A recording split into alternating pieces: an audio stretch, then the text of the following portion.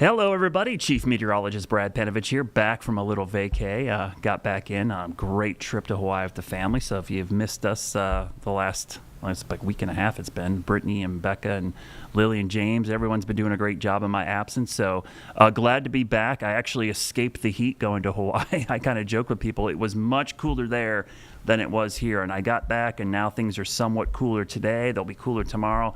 But I got bad news for you. We got to start talking more heat, and maybe the worst heat wave of the season so far, though it will be a different kind of heat heading our way.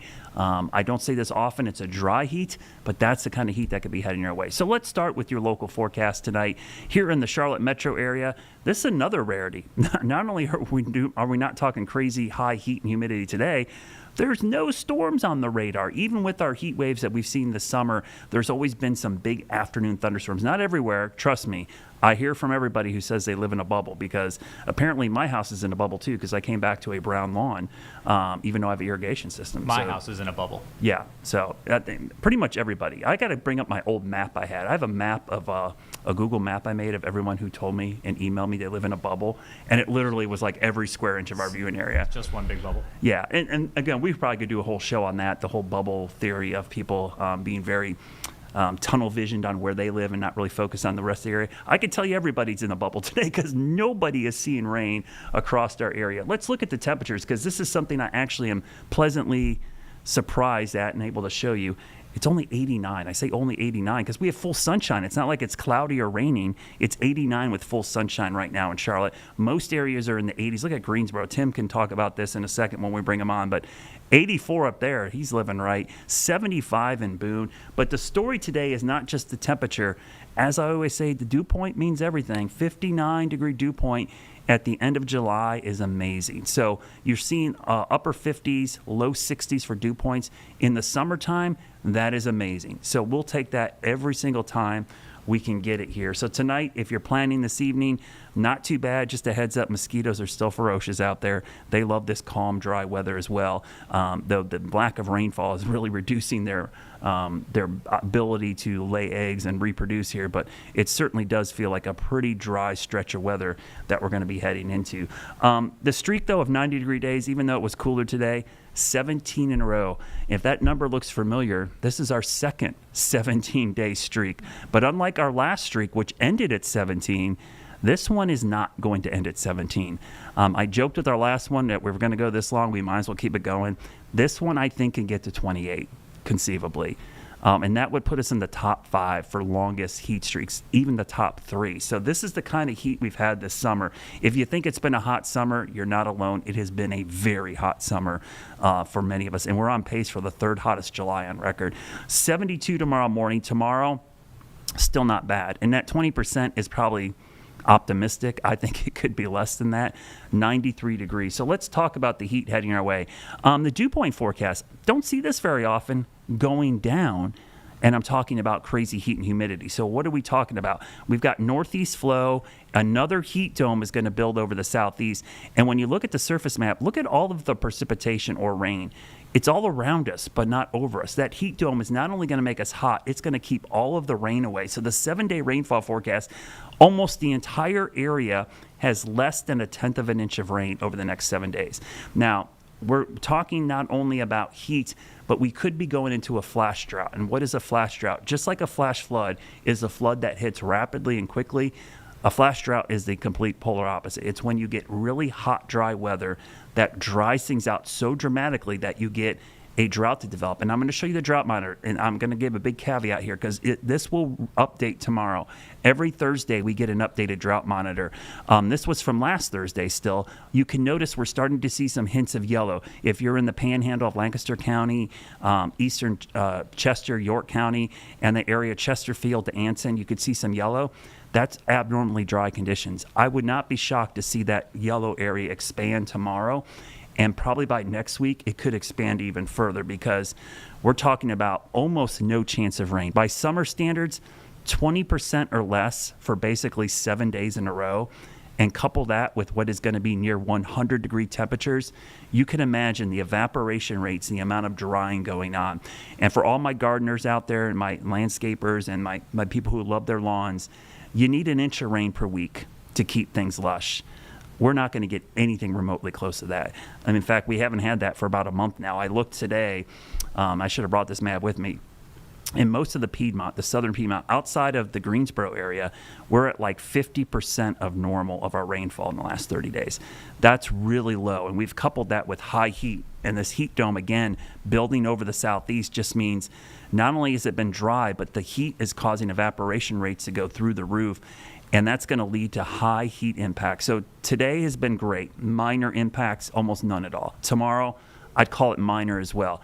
Friday, things start to get a little close to the red, upper 90s start churning, but by the weekend, we're talking Saturday extreme to major heat impacts, and then look at Sunday, major heat impacts across our area, everything in purple. In fact, by Monday, that's a lot of purple. That's the most we've had this entire season. And what does that mean? It means not only is the air temperature going to be near 100 degrees, even with dry heat, you're talking heat indices around 105. It doesn't take much. If you're already 100 degrees for an air temperature, you only need a dew point in the low 60s, and you're going to probably see a feel like reading close to 105, which is our threshold for a lot of heat. And the heat's going to be sticking around. So the heat dome over the southeast, I normally say go north to cool down. Well, not only is it going to be cooler up north because it's already cool, they're going to be below normal for them for this time of year. For us, we're going to be above normal. And we get that common phrase this time of year, Brad, it's summer. This is hotter than our normal summer. Let me reiterate this. We're going to be about 10 to 12 degrees above normal for a normal summer. So when we're looking at the heat here, it's going to be off the charts. And for the Charlotte area south, I'm forecasting our 100-degree heat. I don't put 100 on the map or on our 7-day very often. I have it on there for 5 days. Now, it could be 98, 99 one of those days, or multiple days. It could also be 101 or 102. A 3 or 4 degree swing either way is not, or excuse me, 1 or 2 either way, meaning 4 degrees total, it's really not that crazy. You're not going to know the difference between 98 and 102. Most people can't really feel that. Anything around 100 is a problem. But also notice the morning lows. Morning lows barely getting below 80 degrees. So when you're starting at 78, 79, you're talking about it only taking a couple hours of heating to get up to 100 degrees, because that's only a 20-degree jump from the morning low. It's not a huge swing. And with the dry air, I talked a little bit about this before. The thing about dry air, even though this is a drier heat, technically it will be drier. Dry air heats up much more efficiently than moist air. That's why when we get those crazy 98, 99 degree days and the dew point's 70, that's as bad as it being 100 degrees for an air temperature, and even hotter. So we're talking about some crazy heat. And for that reason, we're going to want you to stay weather alert, not for just one day, but for multiple days. You can see starting Saturday, but lasting through Wednesday during the daylight hours. So that means basically 11 a.m. to about 7 p.m. Peak heating, by the way, 3, 4, 5 o'clock. 100-degree heat almost every day. Stay cool, stay hydrated. This has added importance this week because this is the last week of July. And as a high school student athlete myself, that's usually when we start the first practices for football, soccer, band. All those practices usually start, at least voluntary practices for many sports, start at the end of July. We've got training camp for the Panthers starting as well. So it's that time of year. Take this heat seriously. So just give you an early heads up. You get one more day of beautiful weather. Now, coming up in about 8 seconds here, Tim Buckley's going to join me from WFMY. We're going to be talking heat, dew points, flooding. And if you have questions, you see that number on the screen, 704-329-3600. Send them our way.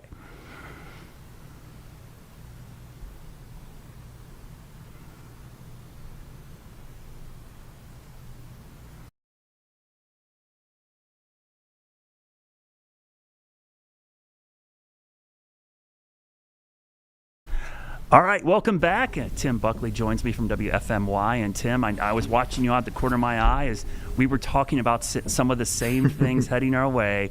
I just got back from Hawaii where the weather was gorgeous.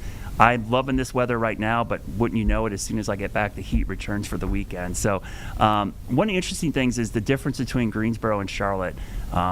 You guys are going to be just a tad cooler than us, but we're going to be pretty hot as well. What are your thoughts on this upcoming heat wave compared to what we've seen already this summer?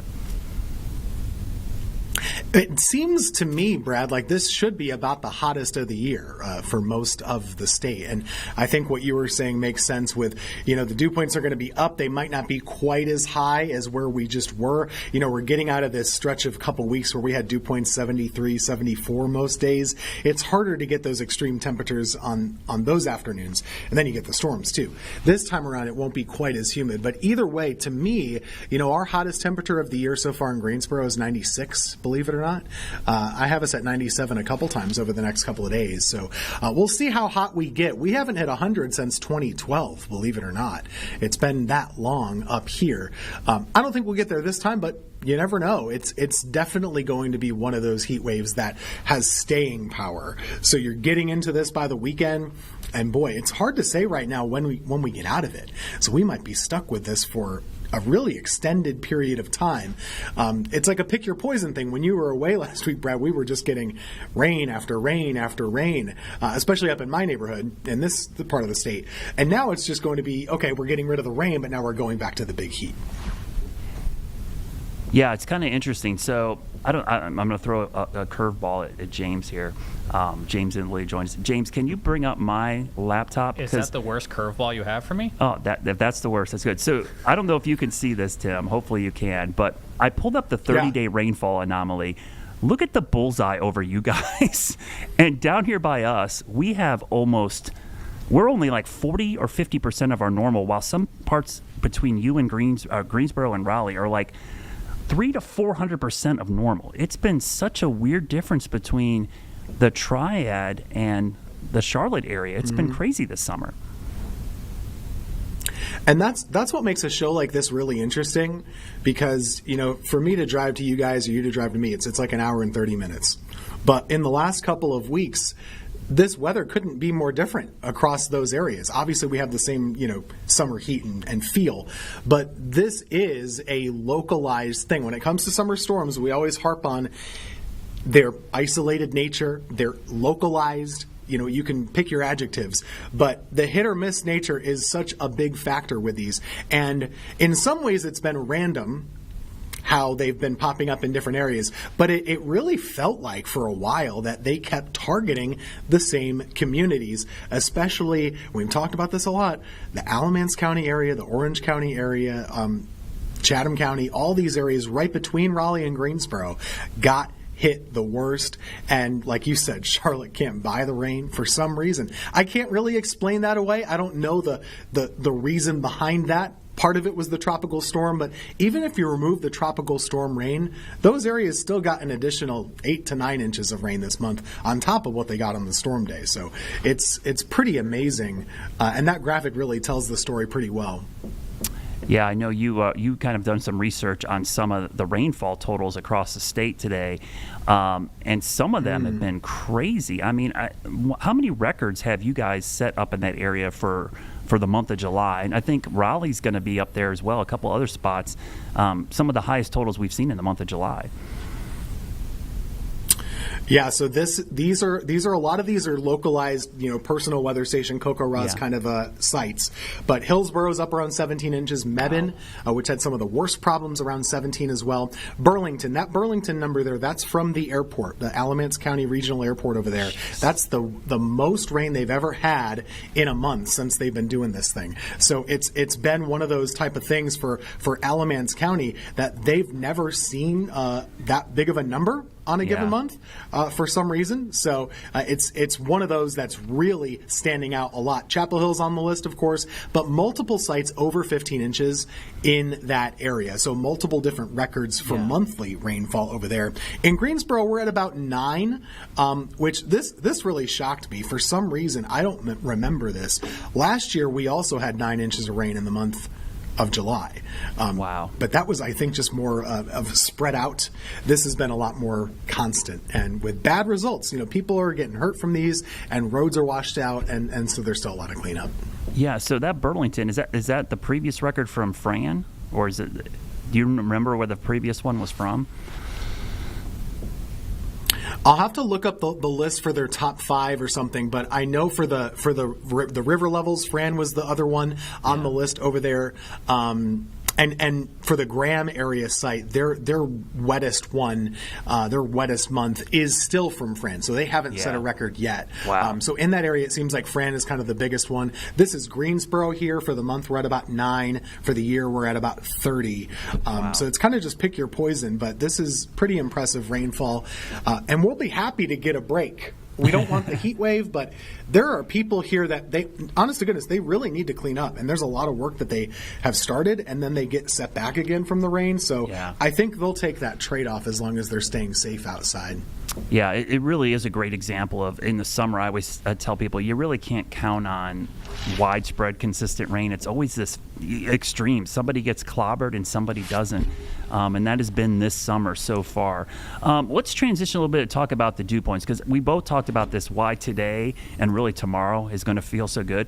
We've had these lower dew points in our area, and it feels great. And I think a lot of times everybody focuses, I'm a big proponent of dew point over relative humidity.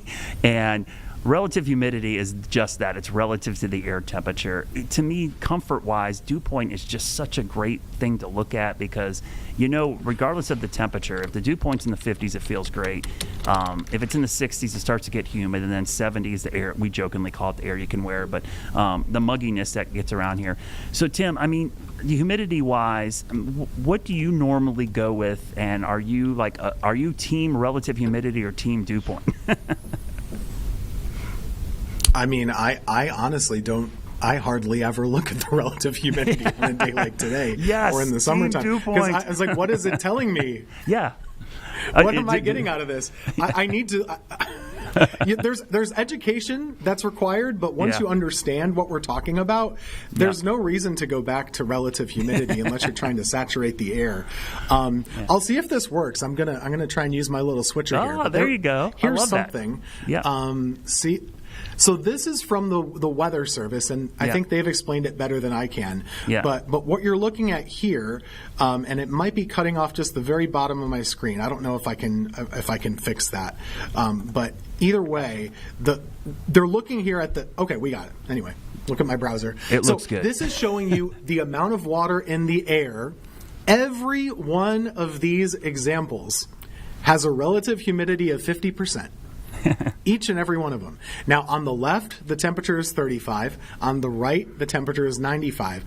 In the middle, 55 and 75. Now, the dew point for each one of these is vastly different. So notice how on the left, there's a little bit of water in the air. That's the only water that's in the air. The dew point's 18 degrees. On the right, there's more water than you could carry out the building, and the dew point is 74. So these are kind of the dew point is an absolute measure of how much water is in the air at a time, and we just kind of know as humans, depending on what part of the country you live in, around here, if it's above 70, that's going to feel pretty bad to you. Yeah. Up north, maybe it's a little bit lower, but out west, they think we're crazy for those numbers. But around here, if the dew point's above 70, that's when you're going to feel sticky. Yeah. And it's really worth kind of emphasizing that point that, if you want to know how much water is actually in the air, you should look at the dew point temperature and not that arbitrary changing, because the relative humidity changes with the air temperature because it's relative. Yeah. I've run into this a couple times. People will use their app, and it'll be like 95 degrees outside, and the humidity, the relative humidity, will be like 50%. People are like, why does it feel so humid out? Well, that's still a dew point above 70. It's like because the difference between and the dew point stays more consistent throughout the day. The relative humidity is always highest in the morning, lowest in mid-afternoon because it changes with the temperature. So, I'm a big fan of dew point. And that brings us to a question you got, which I thought was a really interesting question from one of your viewers about the high dew points leading to more lightning, and is there a cause and effect there? Which I thought was a pretty interesting question because there is some correlation between this, not exactly a just dew point, but for us as meteorologists, the dew point, usually higher dew points means there's more CAPE. There's usually more available potential energy for thunderstorms. So there is a little bit of a correlation, Tim, but maybe not completely, because I think there's still a lot of unproven science about what storms produce more lightning than others. Sometimes we can get a bunch of thunderstorms with very little lightning, and then you get one of these mega thunderstorms that produces thousands of strikes in 30 minutes. So I thought that was an interesting question. What's your take on that, and how did you answer this one? Well, and so I told him to watch the show, and we'll answer it now. But yes, so in any case, I think you're right. This is not a cut and dry answer. Yeah. But and there are a couple of things you really would like to see if you're going to get a ton of lightning in a storm. And kind of the three things I was looking at was, like you said, the storm fuel or the cape. Yep. Ideally, you might want like 3,000 joules of cape or more to get a lot of lightning. And then dew point 70 plus, if you can have that, that's going to give you more cape and more of that lift too. But also the precipitable water. And so when we talk about that, what that is that's a measure of how much water is above your head all the way up to the top of the atmosphere. If you can get it 2 inches or higher, that's probably a good basis too. And we've kind of had all three of those things around here in those last couple of weeks. And truly, this has been kind of traumatizing for people. We only talk about severe thunderstorms with winds and hail, but I'm telling you, that lightning has been taking a toll on people's mental health. Like, it has been so noisy, and it's been constant, and the dogs don't like it, and trees get struck, and there's been lightning damage too, power outages. So I think those are the three factors. It was a great question because I think there is some relationship, even if we can't quantify it necessarily. Just a broad brush. I think it's smart. Yeah, absolutely. I mean, and to your point, you definitely want that low-level moisture to be there. And it seems to be, the big driver for a lot of lightning, and we know, is usually a lot of ice and grapple in the top of the storm. And sometimes how vigorous the updrafts are a big part of that. So getting explosive late-day development of storms, sometimes caps breaking, and us getting so hot and humid, sometimes we're getting to that convective temperature, which causes a big uplift of air. So that definitely has been a big cause. But you brought up a great term there, which I love, is precipitable water. I use that quite a bit. We call it atmospheric moisture. But one of the things that we got a great graph today, and I think James will have it, the precipitable water. I'm hoping we have this. About why we've seen so much flooding this summer as well in parts of the U.S. is that we've seen these really, I would call them abnormally high levels of precipitable water, and it's led to an increase in flash flooding. I think it's been one of the biggest things we've tied back to flash flooding. So we'll show you. Yeah, this one is a chart that I did today, Tim, and I don't know if you can see this, but flash flood warning. So Lily's been doing a great job doing some research on this. We saw some great posts. I know Chris Mulcahy, our morning met here, made a great graphic about all the flood warnings. But Tim, this graphic is since 1995 showing flash flood warnings across the entire U.S. by weather forecast offices. And there's been a linear increase in the amount of flash flood warnings. So that in and of itself, well, that's a human thing, right? Could we just be issuing more warnings? Well, Ben Knoll from the Washington Post posted a great tweet today as well, on X, whatever you want to call it now, that we are actually having abnormally high precipitable water values across North America as well, which has been increasing. So there seems to be some correlation there. And the one thing I've seen in my career, if there's been one part of climate change that I've noticed the most, Tim, obviously it's been getting warmer, but me personally, I think these high precipitable water values I continue to see more frequently than I've ever seen in my career. And I think that has contributed to a lot of our flash flooding this summer. What do you think? I think so too. And I think this is not just a North Carolina problem. This is a North Carolina show. But this is all over the East Coast. A lot of people up in the mid-Atlantic states, they're getting more humidity than they used to. If there's more water in the air, there's a good chance a lot of that water is going to come down to the ground, right? And so we talked about in a warming climate, I think we talked about this last week, for every degree, you're able to produce heavier rainfall rates. And there have been observed heavier rates of rainfall in recent decades. And that would lend itself to more flash flooding and more warnings as a part of that. You can measure it however you want to. But even like you said, just living and working around here, to me, I think the main climate change impacts I'm noticing are more heavy rain events, warmer nighttime lows. It's not so much that we're getting more 90-degree days in the summertime, at least not for around here in Greensboro that much, but it is that rainfall, and that's something that I think people can sense as well. If you talk to farmers, they can certainly tell you about it. Yeah, and those nighttime low temperatures are actually somewhat tied to the increasing moisture, because we've had these humid days where the temperature can't cool down at night. So I think that is definitely a big, and then Tim and I, we both live in this area in the Western Carolinas where it's rapidly developing. So we've got a lot more impervious surfaces as well than we did 10 or 15 years ago, which leads to flash flooding. So I do know we have one question, Tim. We often put this up there, and Lily Aldridge over there, our super intern, what is the question that got texted into us, Lily, that we can answer by the end of the show here? So John wants to know what month it starts to begin getting less humid. So when does that dew point start going back down? Oh, that's a good question. And most years, I would say mid to late September is kind of that magic time frame where I start to notice it. That's also when it tends to get cooler. Part of the reason I don't think it happens sooner, Tim, is because we have such a big influence from tropics in August and early September that sometimes it gets more humid before it starts to dry out. September can be just as bad Yeah. as now, occasionally, but it can vary week to week, right? Like if you get a tropical system that moves in, it could park that bad humidity over you for 7 to 10 days. But October, someone asked me on my Facebook page today, they said, when are we going to get a big relief from the heat? And I said, October. That's Yeah, October 1st, usually yeah. when we do that. Yeah. Yeah. To me, I think about college football. When you kind of get into conference play in college football, that's when we start to actually feel a little bit better around here.